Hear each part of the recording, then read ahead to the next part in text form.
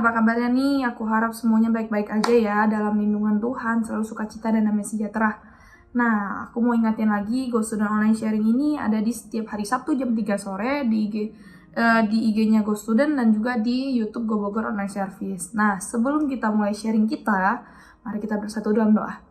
Bapak, terima kasih Tuhan atas berkat dan rahmat-Mu Tuhan. Terima kasih untuk hari ini. Bapak, kami akan sharing Tuhan. Kiranya Aku berkati sharing kami Tuhan. Kau pakai lidah bibirku Tuhan. Engkau berikan Tuhan hikmat marifat Tuhan. Sehingga apa yang akan aku sampaikan ini Tuhan dapat merema di hidup aku dan hidup teman-teman sekalian juga Tuhan. Terima kasih Tuhan Yesus. Dalam nama Tuhan Yesus. Haleluya. Amin. Nah, hari ini aku mau bagiin tentang pelayanan. Nah, kita baca di Yohanes 12 ayat 26.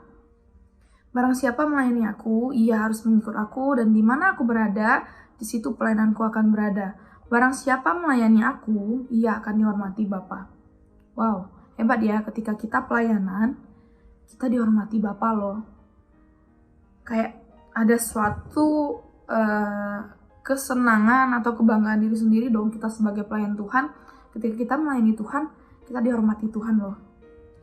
Nah, tetapi pada awalnya, pada di gereja, di Alkitab mula-mula, banyak orang-orang atau tokoh-tokoh Alkitab yang menolak ketika Tuhan memanggil untuk dilayani. Untuk dipanggil Tuhan untuk melayani. Yang pertama Musa.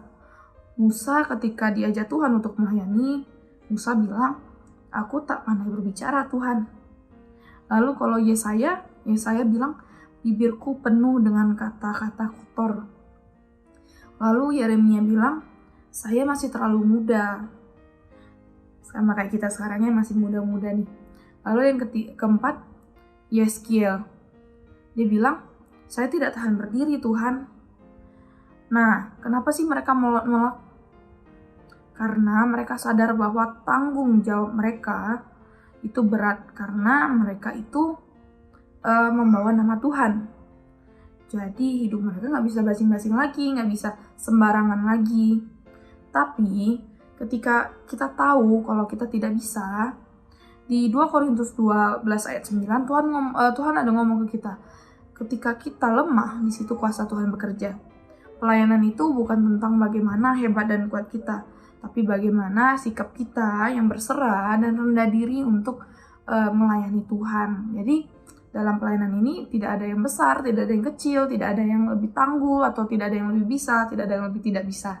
Semuanya sama di mata Tuhan, karena kita sendiri mengalami pertandingan iman masing-masing. Nah, lalu apa yang menghalangi kita melayani Tuhan saat ini? Nah, jangan biarkan apapun membuat kita mundur ya teman-teman.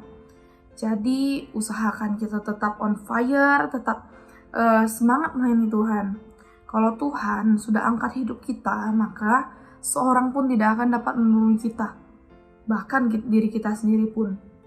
Dan jangan peduli seberapa banyak masalah kita, seberapa sulit kita, seberapa kelamnya masa lalu kita, Yesus tuh dapat menyembuhkan hatimu yang luka, dan Roh Kudus dapat memberimu hati yang baru. Di Mazmur 34 ayat 18, apabila orang-orang benar itu berseru-seru, maka Tuhan mendengar dan melepaskan mereka dari segala kesesakannya. Nah, untuk yang pelayan Tuhan nih, jangan lupa tetap berserah, dan jangan lupa untuk tetap semangat. Jangan karena ada 1-2 hal itu menghalangi kita untuk pelayanan teman-teman. Terima kasih semua. Kita sudah selesai sharing. Mari kita bersatu dalam doa. Bapak, terima kasih Tuhan atas berkat dan rahmat-Mu Tuhan. Bapak, aku sudah selesai sharing Tuhan. Kiranya Tuhan menjadi rema di hidup kami masing-masing Tuhan. Terima kasih Tuhan Yesus. Terima kasih Roh Kudus. Dalam nama Tuhan Yesus. Haleluya. Amin. Terima kasih teman-teman.